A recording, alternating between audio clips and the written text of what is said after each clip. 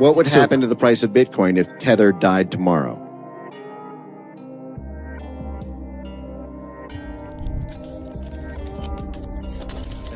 What just happened last night?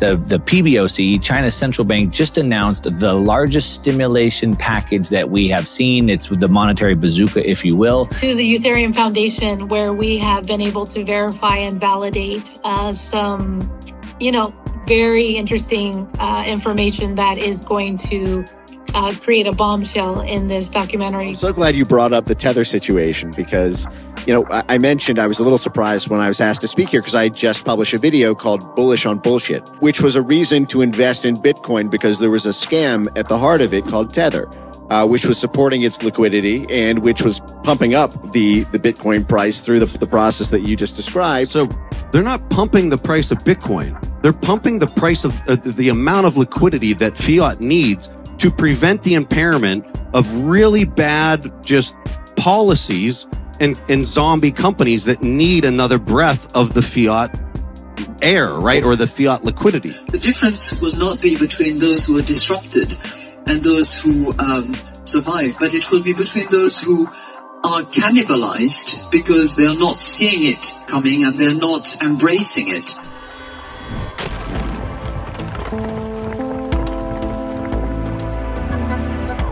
Enjoy the ride, pal. If you got a baggie, welcome to the party. Welcome back to some more Moon O'Clock News. No breakfast, no coffee, just straight extra. Bull listeners, shout out to ladies. Appreciate you stopping by, tuning in. Go ahead, throw on those moon suits, throw on those pilot shades. Buckle up, because the future's extra. Bullish. Let's go full speed, full throttle into the cryptoverse. We got the total global cryptocurrency market cap today at 2.38 trillion, up about 1.1% in the past 24. We got XRP currently right around 59 cents. Stellar XLM right beneath 10 cents. We got BTC right around 64, 65K. ETH right around 26 hundo. We got Flare Networks right around 0.015. Axelar right around 69 cents. XDC creeping up to 3 cents. Songbird 007. Stronghold 0047. We got Zahao right around 3 cents. Evernote 7 cents. Jewel token 6 cents. Taking a look at the altcoin season index creeping back up into altcoin season, currently right around 37. We need to be above a 75 for it to be a full-blown altcoin season. We got Ripple X Dev to pop things off. New course dropped on the XRP Ledger learning portal. Learn all about real-world asset tokenization on the XRP Ledger, including institutional DeFi benefits, token creation and management, DEX utilization, Archax, Open Eating Lab use cases, XRP. Built for utility, built to move. All the value. Ripple X Dev. Be sure to tune in to Dan Fisher, XRP Ledger, and special guests will be talking about real-world asset tokenization on the XRP Ledger. Set your reminder and join us September 30th for another XRP Community X Space. We'll dig into RWA tokenization and what's next as it all comes into play. September 30th, 2024. We got Chad Steingraber, new Monica Long statement. Long cleared that the stablecoin will not impact XRP's market share and payments. The payment service already uses both XRP and stablecoins for liquidity, which happens at the back end. We believe stablecoins and XRP have a different use case for payments and other transactions. For example, DEXs on the XRP Ledger will be able to use Ripple's USD very efficiently, while XRP will be continued to be used for transactions with long tail, smaller market cap crypto assets. We got Rathke, Garanti, BBVA. One of the largest private Turkish banks is now offering XRP on its app along with Arbitrum. The app offers BTC, AVAX, USDC, ETH, and CHZ, a parent code to BBVA, also Ripple client via Medico. Garante, BBVA now offering XRP. Another one from Chad Steingraber. The whole world is about to see a flood of liquidity. China and the US to inject trillions into the economy. China just fired off a monetary bazooka. Now, there's 4 major central banks in the world: the US, the Fed, obviously, the ECB, the BOJ, and the PBOC, China's central bank. Now, China and Japan needed easing really, really bad. And they were waiting for the Fed because this has to be done in coordination, it has to be done in sync. They can't just destroy their currency. So the whole world sort of needs to sync up. Now, Japan couldn't wait. And if you remember about 6 weeks ago, they changed their rate. It started to unwind the carry trade and the entire global system was threatened and potentially could implode. So that was patched up. Japan said, okay, sorry, we won't do that again. And China has been waiting for the Fed to ease. I made this video 6 weeks ago making this exact case. Now, the Fed just announced they were going to start easing again, right? Yep. And what just happened last night? The PBOC, China's central bank, just announced the largest stimulation package that we have seen. It's the monetary bazooka, if you will, injecting trillions of dollars into the market. So now we have stimulus coming from China. We have stimulus on its way from the Fed. It'll be coming from Japan, and the whole world is about to see a flood of liquidity. XRP rally imminent. We got Uphold. Meanwhile, SEC declares Bitcoin out of security. What other cryptocurrencies do you think should receive the same declaration? We got digital asset investor major bombshells coming in the XRP Unleashed documentary. You know, even also from August on, we've had some major connections and ties to the Ethereum Foundation, where we have been able to verify and validate some, very interesting information that is going to create a bombshell in this documentary coming out. In regards to some of the corruption going on with the Ethereum Foundation, with our own government, certain, Chinese companies as well. So, as of, just even the latest, Chris right now, actually, speaking of which, Chris is in New York and in Washington, D.C. He had to go back and film, just get the last little piece of information from Stephen Narioff in New York. And then in Washington, D.C., he's there currently filming with the Power Oversight Group. Is that what they're called? Which actually they themselves, that group, sued the SEC.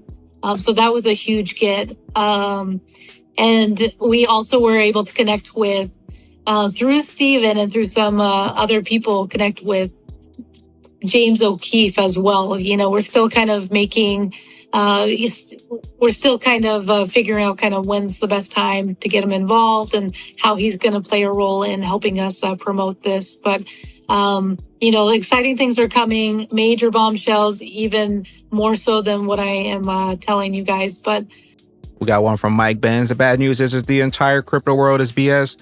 The good news is I'm bullish on BS because U.S. government is going to use you as an offshore private Federal Reserve money printer and to evade other states' local control over banking. I know that BlackRock invested $400 million in miners, and they seem to be doubling down. There is this aspect where the civilian libertarian ideological war on Federal Reserve banks happens to coincide quite frequently with the global banking institutions like the World Bank and IMF, similar desire to end or restrict the national Federal Reserves when it results in their own profits. Well, I'm so glad you brought up the Tether situation because, I mentioned I was a little surprised when I was asked to speak here because I just published a video called Bullish on Bullshit, which was a reason to invest in Bitcoin because there was a scam at the heart of it called Tether, which was supporting its liquidity and which was pumping up the Bitcoin price through the process that you just described. So, Mike, they're not pumping the price of Bitcoin. They're pumping the price of the amount of liquidity that fiat needs to prevent the impairment of really bad just policies and zombie companies that need another breath of the fiat air, right? Or the fiat liquidity. What would happen to the price of Bitcoin if Tether died tomorrow? Well, it would, in the short term, if liquidity dries up, Bitcoin gets punished. We've seen this over and over again. But they can't let that deflation rip through the economy or else everybody's living in tent city, right? Hence, bullish on bullshit. That's exactly right. They have to keep it going in order to prevent that collapse. And it's, I see Tether as crypto BCCI. I don't know if folks are familiar with the Bank of Credit and Commerce International. It was a CIA proprietary bank that was used in the 1980s. It was propped up by a Pakistani National Front at the time when the CIA was working with the Pakistani intelligence service to train and arm the Mujahideen in Afghanistan. These are the roots of Al Qaeda and ISIS. And we were training these Islamo nationalist fascist groups essentially to fight off the Soviets. And we were running drug proceeds, the poppy that grew on the Golden Crescent, we were turning it into cash through the CIA bank called the Bank of Credit and Commerce International, and then converting that to cash and then funding our CIA mercenaries with it. And it grew to be one of the largest banks in the world because other depositors didn't know that this bank's pristine status as one of the world's leading banks was built on basically CIA drug proceeds and all these intelligence services using it as a laundromat for otherwise illicit activity. So when it collapsed, it took down a huge portion of the economy with it. It was a major, major scandal. And Tether, to me, appears to be the crypto version of that. And I think that they've been allowed to not have audited books, despite being the third largest cryptocurrency currently after Bitcoin and Ethereum. Tether, which is not even, it's just a stable coin. It's just supposed to represent a fiat dollar, and yet it's the third largest crypto on all of crypto market cap. And now Circle, which is formerly U.S. regulated, and as I mentioned, has partnerships with the CIA to overthrow foreign governments, is now the sixth largest cryptocurrency. So you have the number 3 and number 6, which are, this is like the primary use case almost for crypto, is to be useful to the state to do proxy wars with other states. But I do think that's a reason to be bullish, if you will, because it's so useful that I think Tether will rise. I think that Circle will rise, and that will give more liquidity to the Bitcoin market, and that will raise the price of it. And especially, Paul Ryan, who was the former Speaker of the House, Republican Speaker of the House. We got to wrap. What happens to BTC once Tether goes down? We got Riz XRP DLT has always been part of the plan. Here's an old video. Digital currency is what I'm referring to. I tell you what we are seeing, and it changes so fast in a matter of 1 year. The crypto assets at large have lost about 85% of their value in a matter of 1 year. What we are seeing at the moment is what Carlos was referring to, which is development into new technologies that will actually change the way in which intermediation is conducted, eliminate some of the barriers, including the unconscious biases that exists out there. And I think in the banking system at large, in many, many countries, the difference will not be between those who are disrupted and those who survive, but it will be between those who are cannibalized because they're not seeing it coming and they're not embracing it, and those who self-induce that cannibalization. And I'm using cannibalization on purpose because it's a bit of a striking, horrible word, but it's really what it means. It's you're going to disrupt your business model, you're going to change it, you're going to reduce your cost, you're going to expedite your transactions, and you're going to continue to inspire confidence because you will build that on the basis of an existing backbone, which is your bank and the confidence relationship that you've established with your customers. So that's where I see changes happening now. If you think of Circle and Ripples and all those, that's where they are active and helpful. Looks like you're going to need some more of those XRPs. We got one from xSpectar, final call. To thank our loyal community, we're offering the last land plots at a discount. After sellout, land minting, 8,888 plots remaining. Exclusive plot price, 888 xSpectar or 88 XRP. This is the ultimate opportunity to own a piece of the xSpectarverse. Don't miss out. Secure your land spot now. Check out xspectar.com for the discounted xSpectar land sale. We got Aquarius with the launch of the Lobster's new loyalty program using Aqua and Ice tokens to qualify our loyalty tiers. What level of Aquarius captains are you? We got Base, Guppy, Silver, Shark, Gold. Well, announcing the new Lobster loyalty program. We got one from Mustache Altcoins, one of the most important charts for the total 2 altcoins. The biggest wave is yet to come if we repeat history. Looks like a deviation to me as soon as we break the black line upwards. It's party time. We got Dark Defender of Stars formed and we'll see the nebula's light. XRP breakout is imminent. The longer they take, the higher we climb on that XRP.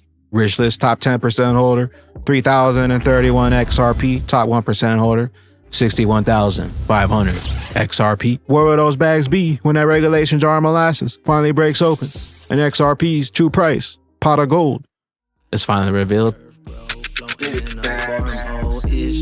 Later glitches. Herb had a serve home, never taking no markings on me, no thanks though. Took my cash out the bank, cause there's no bank notes. We universally coming online, we the bank knows. We figured out the plan, so we coming for the bank load. Everything changing, come see us, we got the bank loans. Watch us come in with no mask and watch us take those. Figured out the cheat and we broke the matrix code. Activating like superheroes came to save souls. Unlock your mind, consciousness, and finally take control. That had you plugged into the game, just had a